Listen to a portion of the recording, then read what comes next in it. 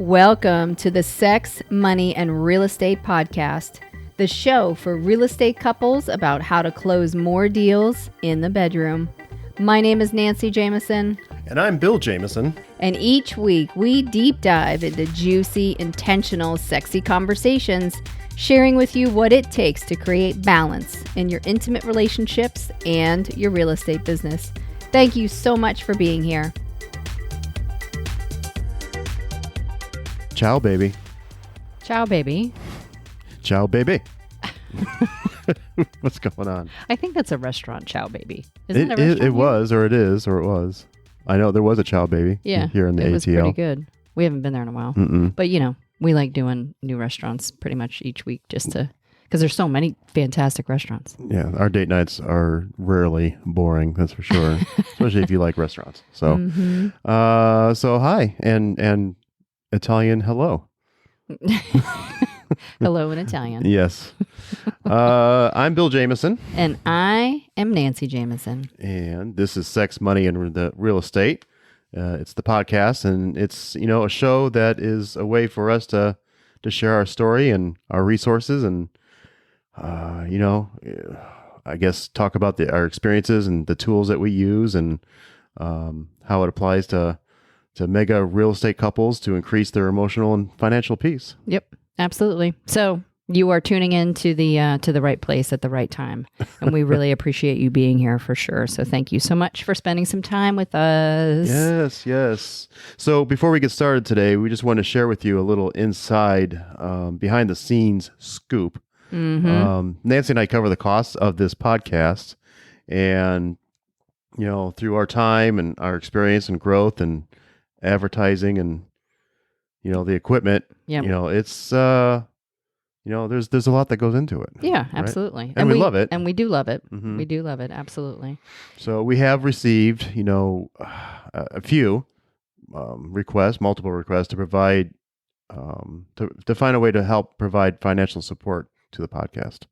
Yes. And so, you know, we've talked about it, you know, like, you know, I know Nancy, there's been a little bit of resistance here and there to like put this out there, but at the end of the day, you know, we're being asked for it. So, you know, for me personally, just kind of opening up to see what the universe has in store for us. Yep. So what we're putting out there is that we are receiving, open to receiving donations from you guys. Contributions. Yep. So if you like what you hear and you're inspired to bless us with donations to support the show, what we're clear about is that we are multipliers. We're manifestors and we're multipliers, and we will absolutely give and share more with you and just really more and more and more with you. So if that's something that you're inspired to do, we obviously appreciate it. And it goes without saying that, again, we will just keep contributing to the show and keep contributing to you. So we set up a Venmo, and the handle for the Venmo is @Jam Coaching, JAM, Joy, Abundance, Maturity. So Jam Coaching on Venmo. Awesome. Yeah. So we appreciate that. Totally. We really do. So thanks so much in advance. And, you know, like what Nancy alluded to is that any gifts that we receive will be multiplied back into the show and what we can contribute to you. Yeah. So awesome. Absolutely. So we, as you know, if you're a listener to the show or if you are just joining into the show, we start off each episode with magic. Yes. And so we define magic as your ability to influence yourself, others, or life, such as your business, in an empowering way, because you can certainly contribute or influence to people in a disempowering way, and that definitely can show up in some interesting circumstances. Yet we focus on empowering ways, and so of course what you focus on expands. Yes. So what magic would you like to share this week today, love? Well, I'm going to talk about your family a little bit. Your family has been magical this weekend. You know, we once a quarter, your cousin Winnie comes into town to be assessed to do her game day, and this time she brought a bunch of family with her. And I love your family, and I love hanging out with them, and they're all here right now, or it feels like, well, not all of them, but Right. there's a lot of family here right now this weekend. Yeah. Yep. So, Friday, Saturday, Sunday, just all like jam packed and full of fun and laughs, and it's been amazing. So I just, I appreciate, the openness and the transparency of the family and the love that goes around. Mm-hmm. It's just really beautiful, and I just appreciate being in the space. So that's it for me. I'm complete. Mm-hmm. Yeah, awesome. So mine's definitely all around that as well. And so we went axe throwing. Yes. As a group, and there's 15 or 20 of us, and so we're all there throwing axes, and the boys got to go, and it was open for the kids to participate, and so there was 13 to 75 ages, 13 to 75, all throwing axes. It was really cool, and it was a lot of fun and a lot of laughs, and we got some great pictures and great videos, and we'll post one of our little videos, because the four of us, me, Bill, and Rex and Lucas, all were throwing in our lanes at the same time. And so that was a really cool video. So I love the fact that we have people doing new things. Like everybody, that was the first time for axe throwing for everybody, I think, except for Winnie. So it was just really cool. I just really appreciate the openness and the willingness to try new things, and then of course come together and do all of these different things. So, and do you know how, I know that it was a good time and we're a family that gets along really well? Because there were no injuries? Well, yeah, we were throwing the axes at the target and not each other. So gosh, true. Again, no injuries. Yeah. Yeah, it was awesome. Yeah, so that was definitely beautiful. So I have a question before we get going. This is totally, at what point does it become your family? I mean, we've been together. This is our 25th year together. So at what point is it like? Yeah, I think not your family. I don't think I say it like that to differentiate. Well, I say it like that. I believe to differentiate, like it's your side of the family. Like it's, you know what I'm saying? Like, not that they're not my family. I don't feel like 100% involved in part of the family. Yeah. I just feel like, I don't know. It just differentiates that. Especially when we're talking to these guys here right now on the mic, that, it's your side of the family that's in town and not necessarily my side. Yeah. But not that I feel any more or less of a part of the family, because they are my family. Absolutely. 100%. Yeah.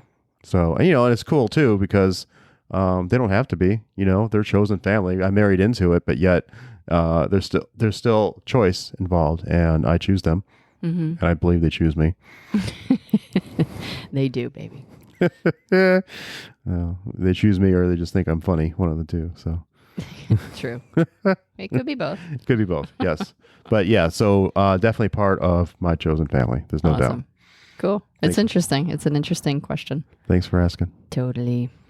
So today, and moving on into the episode. So the intention of our podcast episode today is to really talk about strategies that bring clarity to your personal and your business conversations.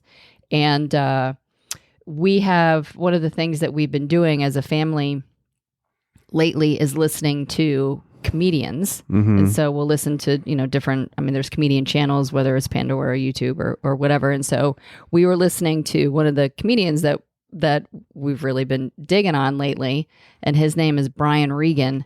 And we just wanted to play this for you, and this is going to perfectly dovetail right into the episode. Okay, so here we go. In that world, man, went through a breakup. People say, what happened? What led to the breakup? Was it a big thing? I don't know. Depends how you look at it. We couldn't agree on the definition of this exit and next exit. So true. I was driving. So she said, okay, get off at the next exit. So I pulled off. Why did you get off here? I just told you to get off at the next exit.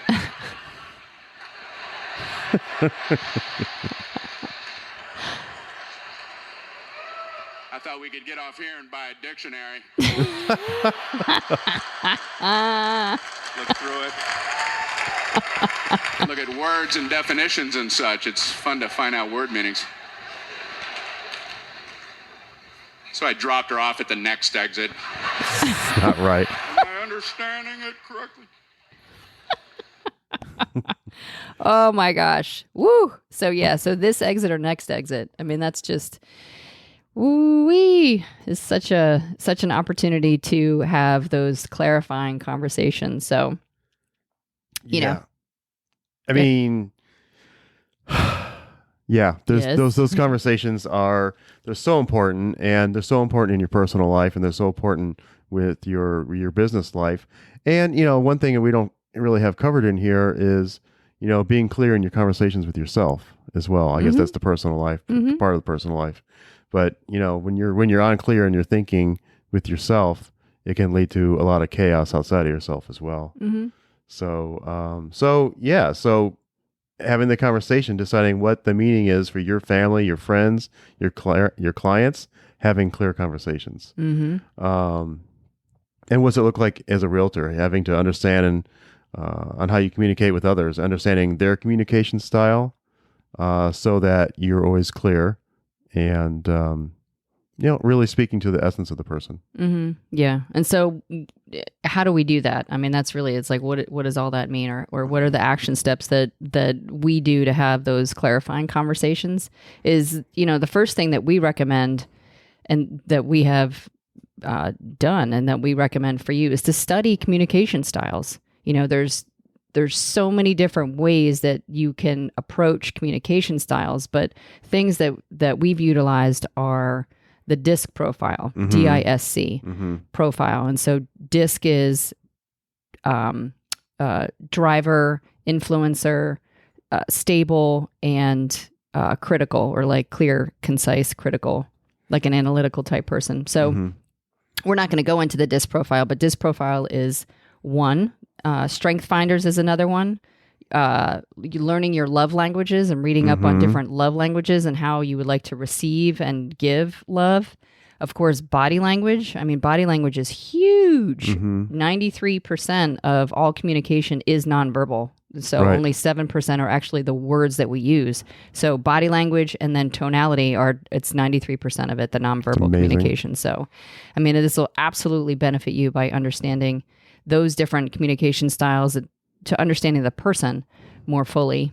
So that's super important. Study one, study all, but this is definitely one of those where you need to put a little work in. It's not just like the beingness of it. It's like, you got to dig in a little bit and learn a little something. And, you'll learn a little bit about yourself and how you communicate as well.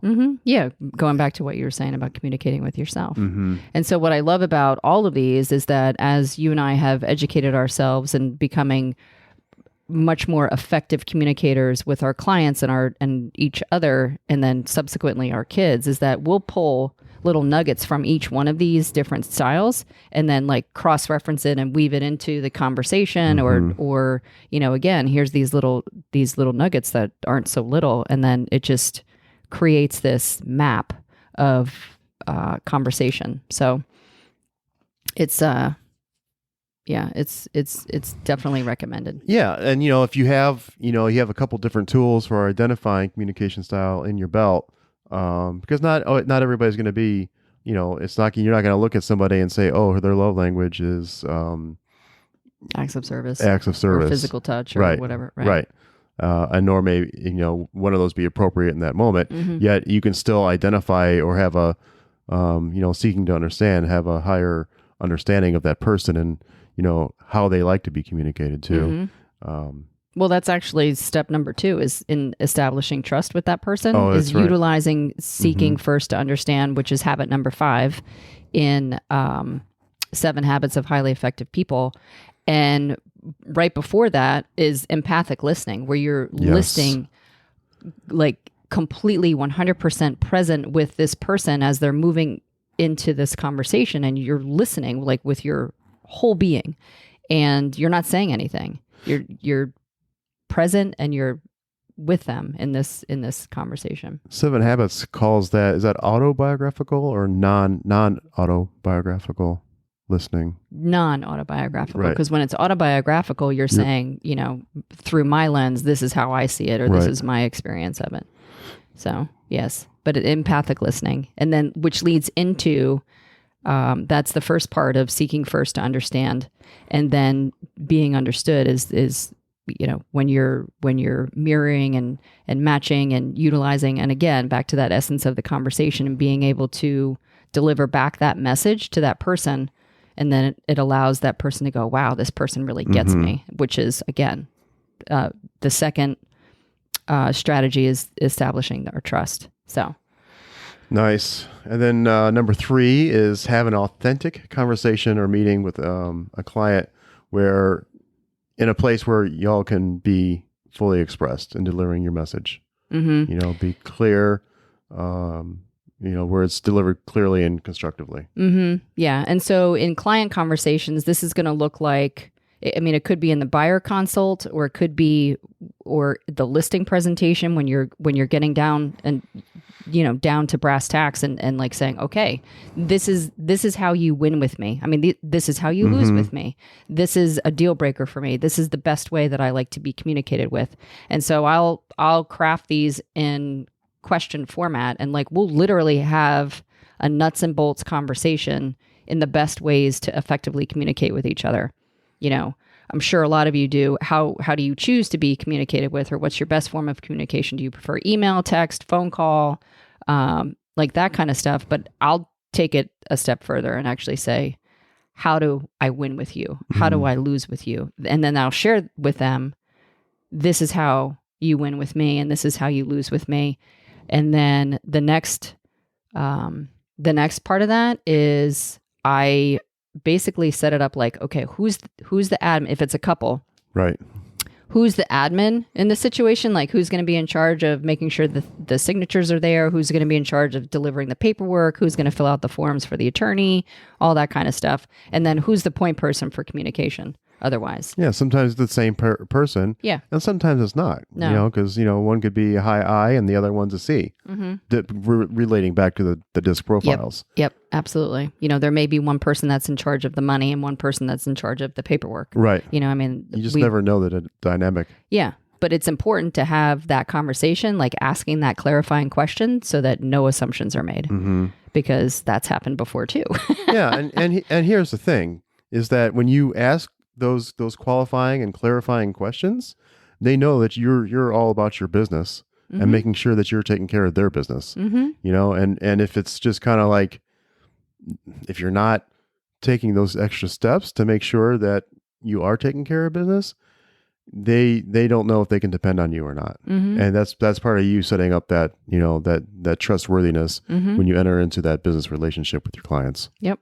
Absolutely. Yeah, because they're relying on your experience of it, and so that's the leadership part of it. So it's critical. It's really critical.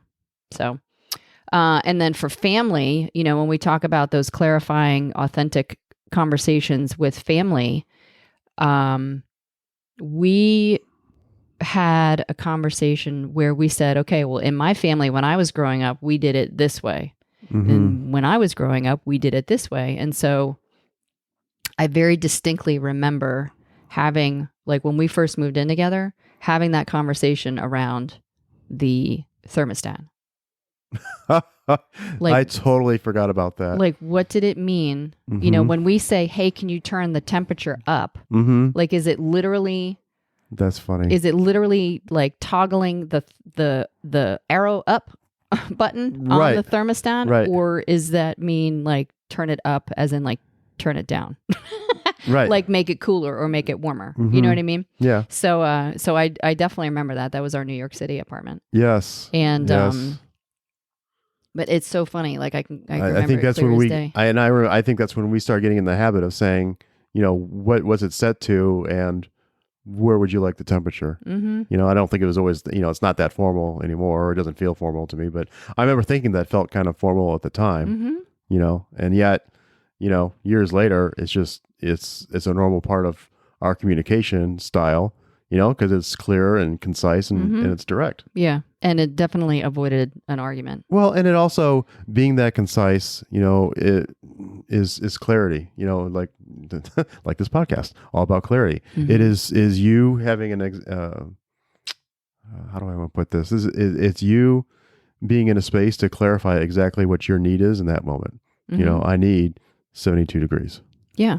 The authentic expression of, you know, and again, this is where we are in our strategy about that is the clear communication of that. So there was that. And then, you know, another clarifying question is, what do you want to experience in our family, or what do you want to experience in our relationship? I think that's a great one, and one that we use. We also say, what are you willing to do, or what are you open to? Right.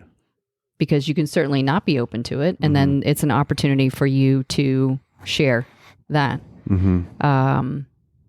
What's a hard no, or what's a deal breaker? You know, I think those are conversations as well. Because again, you know, if there's something that's a hard no or a deal breaker, when you bump up against that, it's going to create anxiety. And if you don't necessarily share what's a hard no or what a deal breaker is, there's the anxiety, there's the argument, there's the breakdown. Right. And if you don't have those conversations, then, you know, it can lead to, you know, a bunch of judgment about things or resentment or whatever. So, yeah.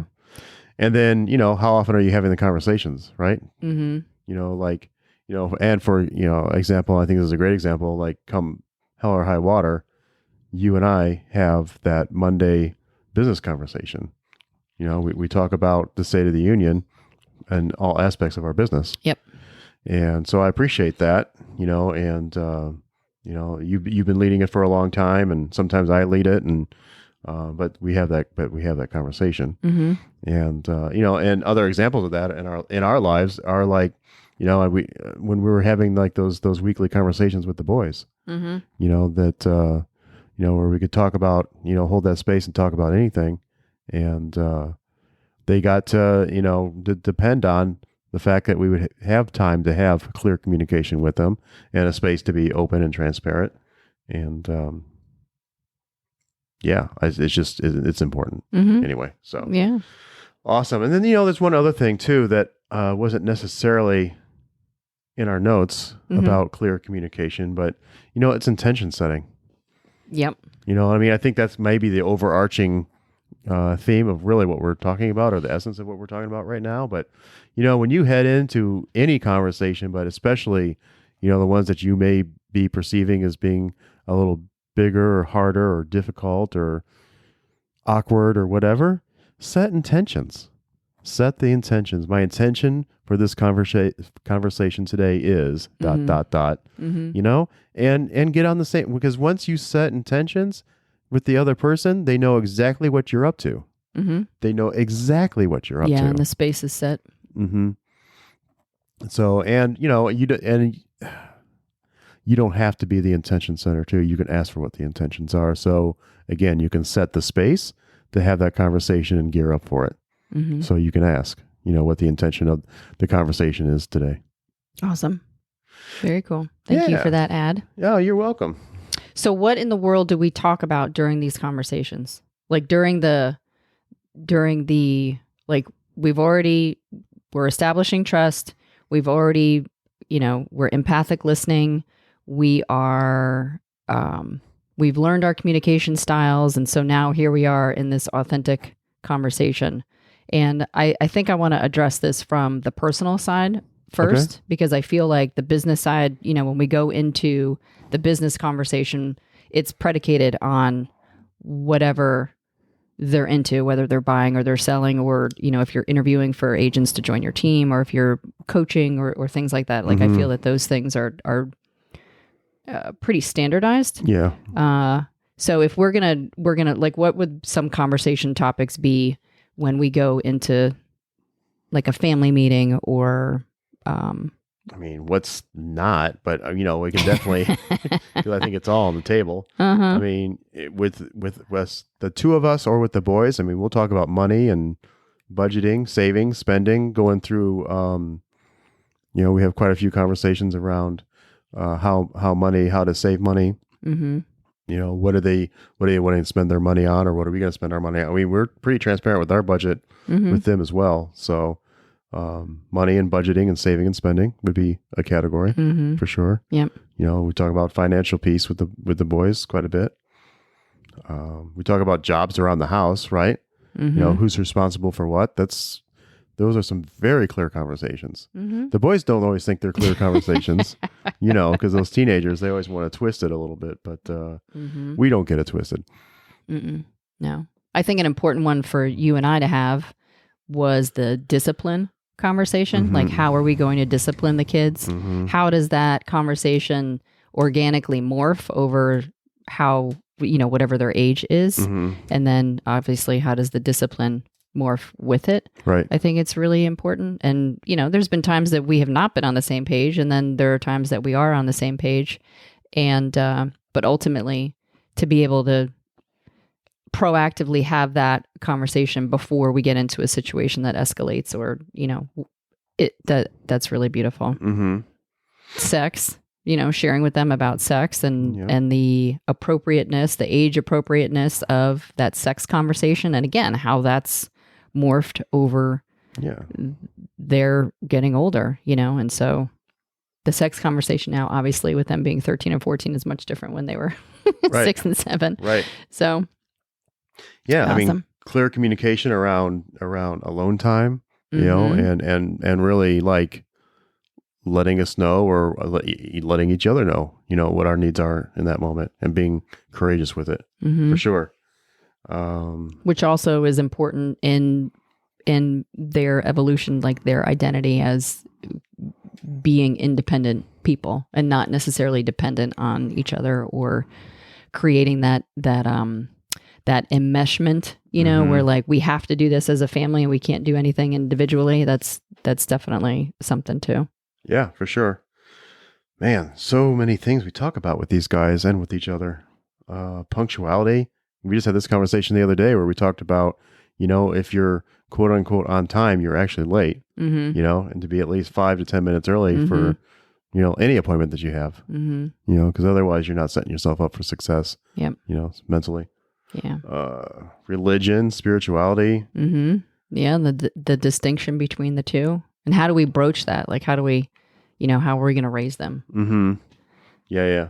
So, I mean, those are just a few examples. I'm sure we could probably go on all day with examples, but, and it's all important, like we brought up a few, but the clear, concise, open conversations are so important. And it doesn't matter if you're talking about, but not bouncing the ball on the stairs or, we're talking about condoms and sex and whatever, it's because it's in the details. And, like, didn't you say in the beginning, how you do one thing is how you do everything? Yeah, we say that a lot. Or maybe we just say that a lot. Yeah, we do. Cool. So that's the deal. All right. So Nance, what do you think what do you believe that the action steps are moving forward? Well, first, it definitely is to educate yourself, back to that understanding of the different communication styles and how each person is different, for sure. Just, that consummate student, creating time and scheduling that meeting with yourself or your partner or the family, of course, scheduling those client meetings. Yep. Sometimes during the transaction, you kind of have to have a meeting of the minds. There may be this the off-putting conversation, but we got to get everybody back to the table. And those clarity conversations are really important and making sure that everybody's still on the same page. So for sure, creating time and space. So a time block. And if it's a scheduled meeting, like how we have for our business meeting every week, then it's a consistent time block and it's a recurring meeting, So. Beautiful. I know we talked about empathic listening. Yes, definitely. And really, that's, we put an asterisk by that, to put an asterisk by that one. And if there isn't any other skill, that empathic listening will get you over the finish line every single time. I love that. Expressing yourself through using your voice and your body language for sure. And governing yourself accordingly too. Yep. Staying in the center of yourself. Yep. Valuing the differences. And we know from 7 Habits that's the essence of synergy. Yep. Yeah. So synergy is super important, especially if you're looking to get all of those the expansion and the evolution of the family dynamic and everybody on the same page, Yeah. And then lastly is the, knowing that conflicts, no matter what conflicts are going to arise. So be respectful, be emotionally mature. Yep. Take time out as necessary to get recentered. Yep. And, the conflicts will definitely, they're always going to come up. I mean, we're human, right? But how do you minimize that, or how quickly do you get back to center? And, sometimes it's by hitting the pause button. Yeah, Can exactly. we stick a pin in this and revisit it in 24 hours, or can we revisit it in 6 hours, or can we revisit it in 2 days? Well, yeah, that. And then the other thing is that, by having an understanding of, the other person's communication style, you can minimize it, or, if you feel like you've gotten away from it, then you can, again, get back to it. So, but you can definitely minimize those conflicts by just having a better understanding where the other person's coming from. So for sure. Awesome. Cool. Very cool. Well, that's what I got, babe. That was a great conversation. Very concise. Yeah. That's cool. Well, so that's it for today's episode. Awesome. Yeah. Sex, money, and real estate. So we appreciate, as always, you tuning in and leaving us those 5-star reviews. And if you haven't, please do so. They really mean a lot to us, and your comments and feedback is always appreciated as well. Yep. And then you can reach out to us. There's a couple different ways. We like, the DM on Instagram at Sex, Money, and Real Estate. And you can always email us at sexmoneyrealestate@gmail.com. Yes. Fantastic. Awesome. Thanks so much. Yeah. Peace goes out. Love goes out. We'll see you on the flip side. Enjoy your day today. Bye. Bye.